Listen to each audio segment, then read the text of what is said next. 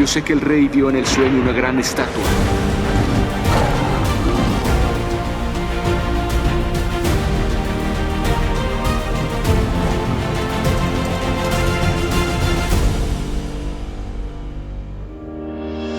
Hola, hola, queridos amigos, hermanos. Nuevamente bienvenidos a este seminario de profecías de Daniel. Continuamos con el estudio de la palabra de Dios. Estamos ahora en la sesión número 5, en la cual hablaremos acerca de Daniel capítulo 7 y el juicio en el cielo. Entonces, sin duda va a ser un momento valioso de aprendizaje de la palabra de Dios. Vamos a recordar brevemente lo que la palabra de Dios dice acerca del juicio.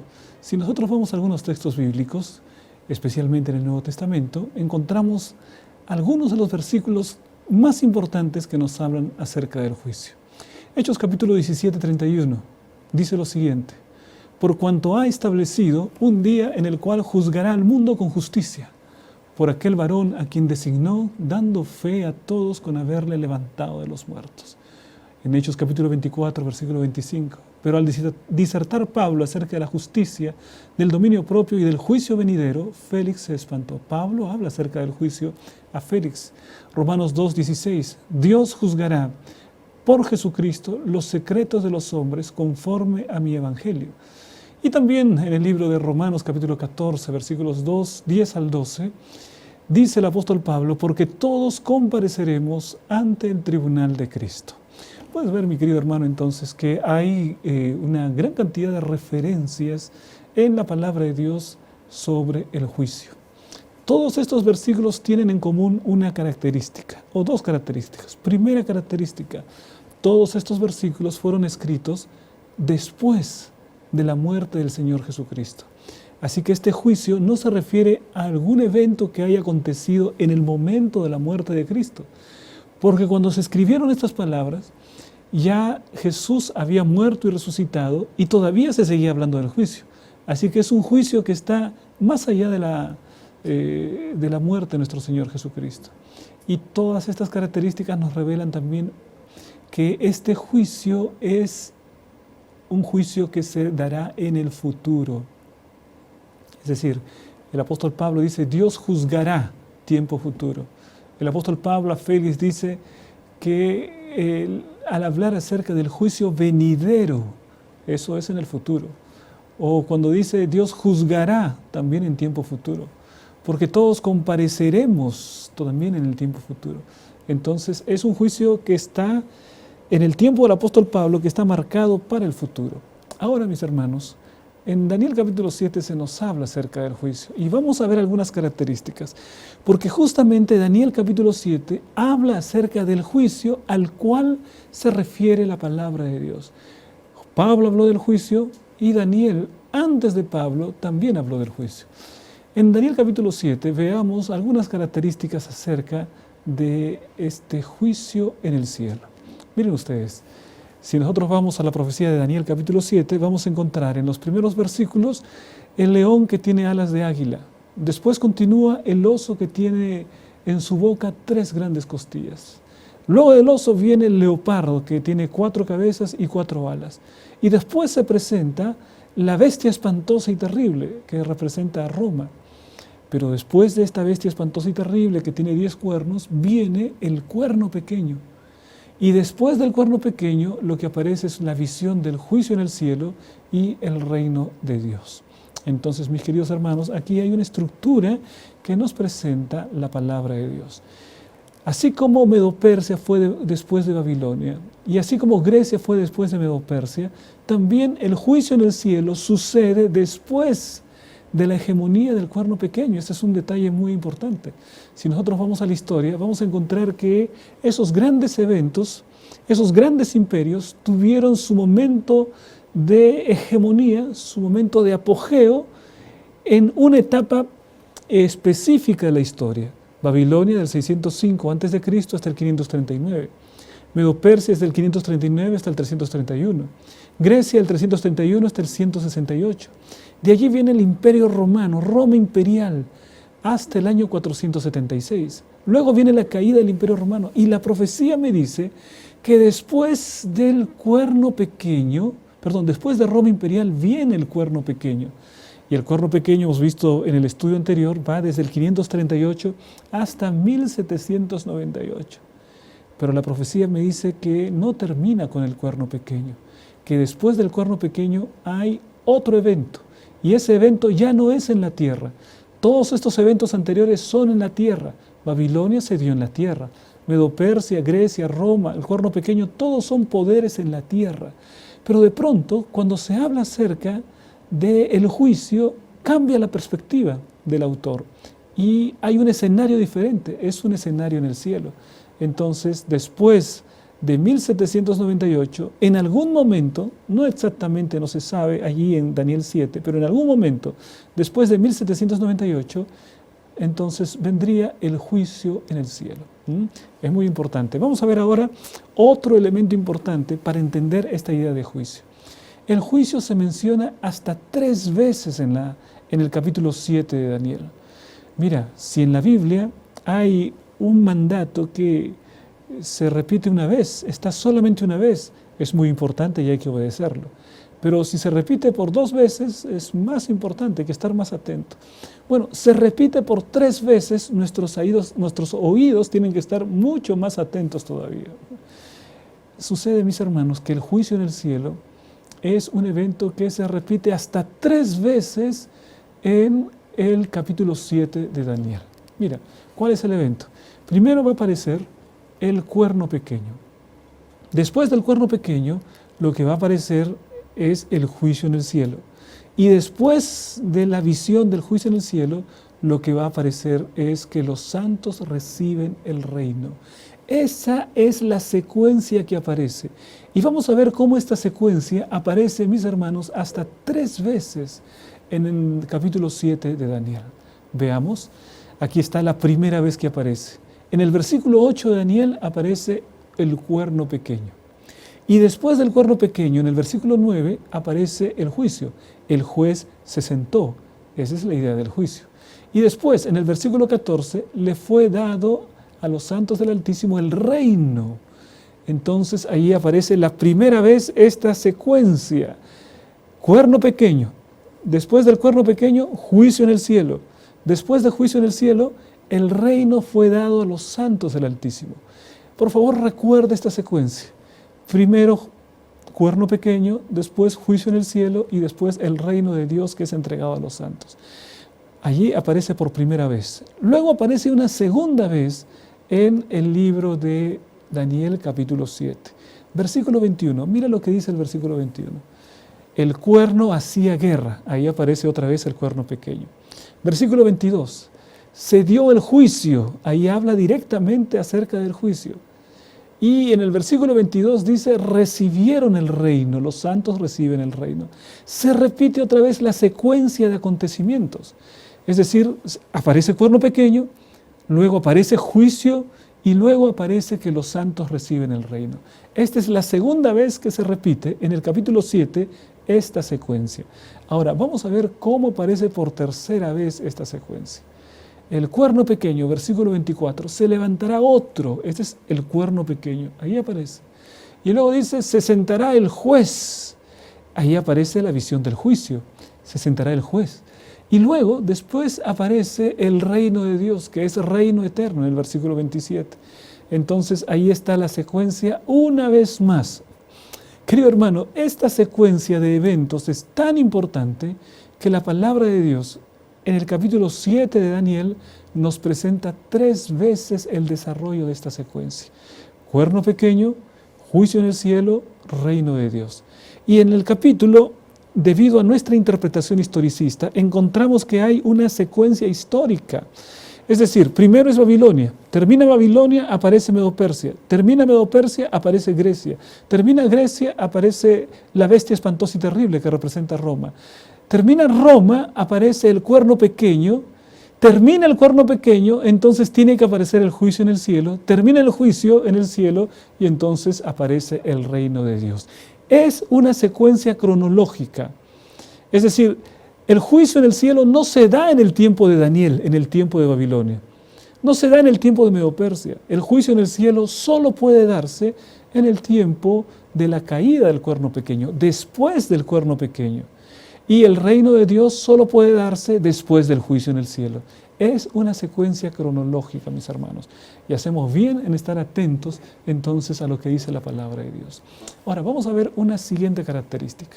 Algunas personas dicen así: los adventistas del séptimo día les gusta mucho la fantasía, porque no se habla acerca del juicio investigador. No hay nada de juicio. Pero vamos a ver que directamente de la Biblia nosotros encontramos, mis hermanos, cómo hay realmente un juicio en Daniel capítulo 7. Vamos a ver cuáles son las características de este juicio. Mira, hay todo un escenario de juicio. En Daniel 7 vamos a ver un escenario de juicio. Vamos a ver que existe un juez, vamos a ver que existe un abogado, vamos a ver que existen libros. Hay todo un ambiente de juicio, hay el ambiente de un tribunal. Y veamos entonces lo que dice la palabra de Dios. Estuve mirando hasta que fueron puestos tronos.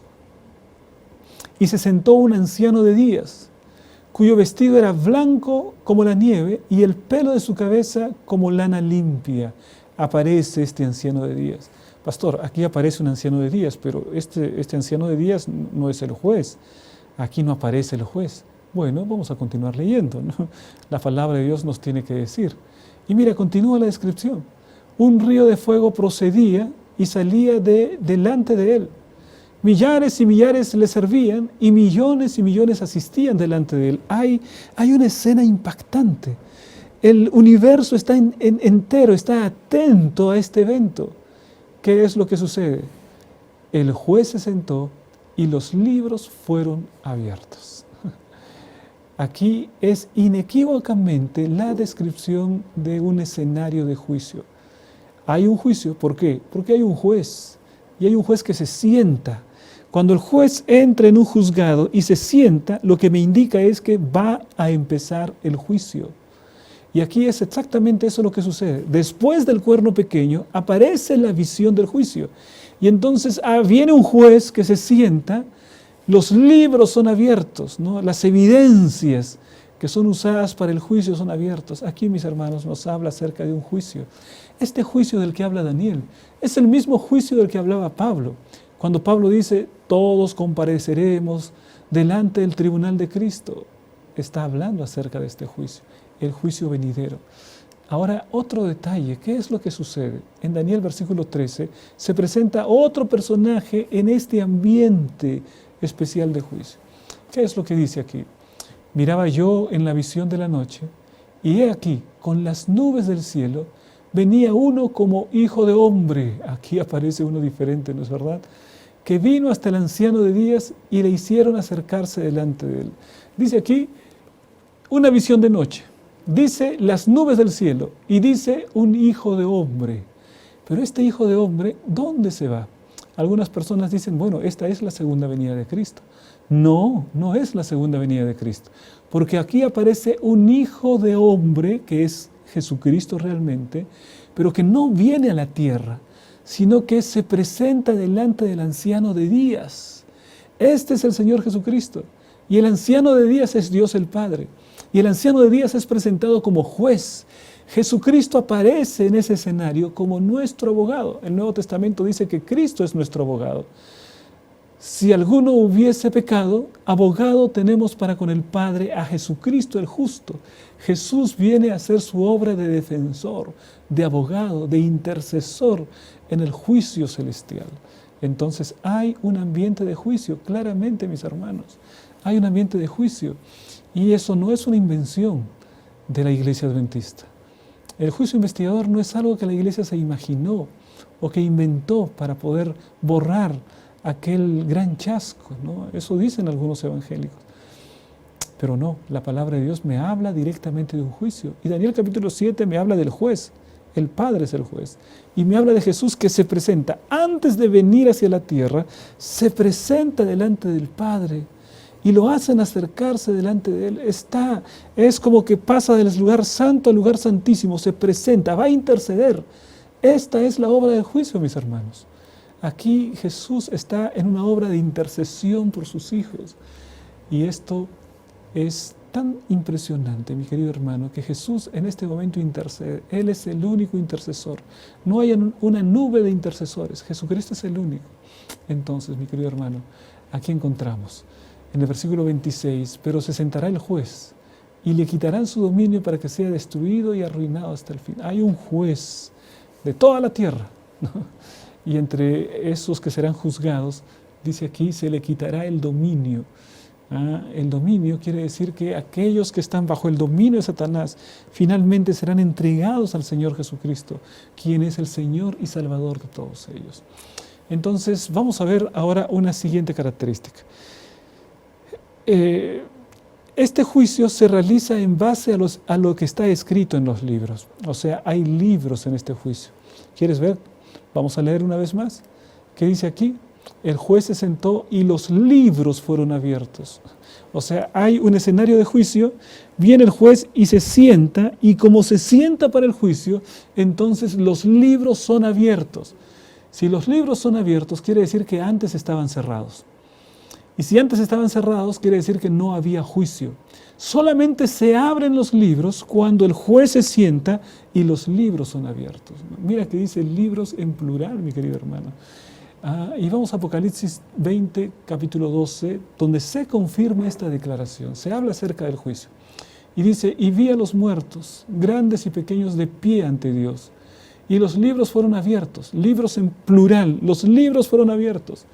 Y otro libro fue abierto. Aquí se habla de un libro en singular, el cual es el libro de la vida. Y fueron juzgados los muertos por las cosas que estaban escritas en los libros según sus obras. Aquí encontramos libros en plural y encontramos libros en singular. Se dice que la palabra de Dios me habla acerca del libro, el cual es el libro en singular, es el libro de la vida. ¿Qué tiene el libro de la vida? Una lista de nombres. Todos aquellos que en algún momento de su vida entregaron el corazón a Jesús, dijeron que son cristianos, proclamaron el nombre de Cristo. En algún momento de la vida su nombre ha quedado registrado en el libro de la vida, ¿no? Entonces, el libro de la vida es una lista de nombres. Pastor, ¿y qué es lo que hay en los libros en plural, esos libros? Bueno, ahí dice que las personas son juzgadas por las cosas que están escritas en los libros, según sus obras. ¿Qué es lo que encontramos entonces en estos libros? Encontramos las obras de las personas, porque cada persona es juzgada de acuerdo a lo que está escrito en estos libros. O sea, estos libros son registro de las acciones, de los pensamientos de cada persona. Y son libros en plural. Cada uno de nosotros tiene su libro, mi querido hermano. Vamos a imaginar que yo entro a la gran biblioteca celestial. Seguramente Dios tiene registros que son diferentes a los que nosotros tenemos, ¿no? No creo que Dios tenga así directamente una biblioteca con libros parecidos a los nuestros, ¿no? Pero hay registros. El Señor tiene mucha más, digamos, un registro mucho más sofisticado que no podemos ni imaginar. Lo importante es que nuestras acciones, nuestros pensamientos, nuestras palabras, el Señor las tiene registradas. Y entonces, cuando llega el momento en que yo voy a ser juzgado, se abre el libro de mi vida, se abre el registro de mi vida. Y en la primera página yo encuentro mi nacimiento, dónde nací. Y voy avanzando en la segunda página y encuentro detalles en relación a mi vida, todo está escrito allí. Y encuentro cuándo doy los primeros pasos. Y encuentro allí cuáles fueron mis primeros pecados. Y encuentro allí mi naturaleza pecaminosa, cómo se desarrolla en pecados. Todo eso encuentro cuando fui al colegio, mis momentos tristes, mis momentos alegres, todo está escrito en los libros. Y seguramente yo voy a repasar y cosas de las cuales ya me he olvidado están registradas allá en el libro. Entonces, mi querido hermano, aquí encontramos el significado de estos libros. Cada uno de nosotros tiene su libro. Y de acuerdo a ese libro, nosotros seremos juzgados. En otras palabras, nosotros estaremos delante del juicio del Señor, pero no estaremos físicamente, sino que estaremos en forma de un libro, donde están nuestros pensamientos, nuestros sentimientos, nuestras actitudes, nuestras acciones, todo está escrito allí. Imagina que estoy leyendo mi libro. Va a llegar el momento en que yo voy a llegar al momento que en este momento yo estoy hablando del libro. Y ahí está registrado, ¿no? Está dando el seminario de Daniel capítulo 7. Y entonces yo quiero ir a ver cómo es que voy a morir. Todavía no encuentro nada porque todavía no he muerto, ¿no? Pero el día que yo muera, si el Señor no regresa, entonces el ángel pone allí, y falleció este día. Punto final, entregando su corazón a Jesús. Su último pensamiento fue este. Y el último pensamiento que uno tiene en el momento que muere es el primer pensamiento que uno tendrá cuando Jesucristo viene. Si tu último pensamiento es de entrega al Señor, entonces, mi querido hermano, ese será el primer pensamiento. Tu primer pensamiento, cuando Jesucristo venga, despertarás y continuará la hilación de tus pensamientos. Vamos a suponer que un soldado está enfrentando una guerra contra los enemigos, ¿no? Y en ese momento, ¡pum!, un balazo y muere. Su último pensamiento, ¿cuál fue? Su último pensamiento fue de destrucción, de guerra, y ese pensamiento fue el último. A menos que el Señor le dé allí, digamos, haya tenido la oportunidad de otro pensamiento. Cuando Él se levante en la venida de Cristo, Él continuará. ¿Dónde están los enemigos? Porque el último pensamiento que uno tiene en el momento de la muerte será el primero que uno tendrá cuando Jesucristo regresa, mi hermano. Cuida mucho cuáles son tus pensamientos. Podría ser el último. Porque hay un momento que será el último pensamiento, ¿no es verdad? Entonces debemos cuidar, entregar por completo nuestro corazón a Jesús, para que cada pensamiento de nuestra vida sea un pensamiento inspirado por el Señor Jesucristo. Mira lo que dice esta declaración de Elena de White. Aunque todas las naciones deben pasar en juicio delante de Dios, sin embargo, Él examinará el caso de cada individuo íntima y escrutadoramente, como si no hubiera otro ser en la tierra. Estaremos delante del juicio de Dios como si fuésemos el único. Es decir, ese es el poder del Señor, ¿no? Y estará juzgando, empezando por todos los que murieron. Y estará juzgando, como dice la palabra, primero a aquellos que algún día aceptaron a Jesucristo. ¿Ah? Vamos a ver qué es lo que encontramos ahí en la última característica. Este juicio termina de modo favorable al pueblo de Dios. En la palabra de Dios, mis queridos hermanos, encontramos que el pueblo del Señor ha sido juzgado. El pueblo de Dios pasará por un juicio. Esta primera etapa del juicio solamente es del pueblo de Dios, solamente de aquellos que algún día aceptaron a Jesús. Pastor, ¿y cómo sabemos que solamente es del pueblo de Dios? ¿Dónde encontramos eso? Bueno, la Biblia nos dice que primero los que serán juzgados son la casa de Dios. Es necesario que el pueblo de Dios sea juzgado. El primero que es juzgado es la casa de Dios. Todos los que aceptaron a Jesús serán juzgados. ¿Y qué es lo que se verá? Se verá en los libros sus obras, actitudes, pensamientos. Y se verá también si su profesión, si aquello que ellos dijeron, hicieron y pensaron, corresponde con haber aceptado a Jesús. Serán juzgados por las cosas escritas en aquellos libros. Seremos juzgados. Y todos compareceremos delante del tribunal de Cristo. Está Pablo hablando a la iglesia. En esta parte del juicio solamente corresponde a la iglesia. Mis queridos hermanos, en la Biblia el juicio no es un evento, como muchos creen, un evento final, el Señor viene y ahí hace el juicio. No, en la Biblia el juicio es un proceso. ¿Has visto cómo primero, antes de la venida, empieza el juicio en el cielo? Y entonces nuestros nombres pasan por delante del juez de toda la tierra. Jesucristo opera como nuestro abogado defensor, pero llegará un momento en que esa fase del juicio terminará y dará paso a la siguiente parte. Cuando Jesucristo venga, el juicio será de comprobación. Los libros estarán en acceso. Tú tienes preguntas.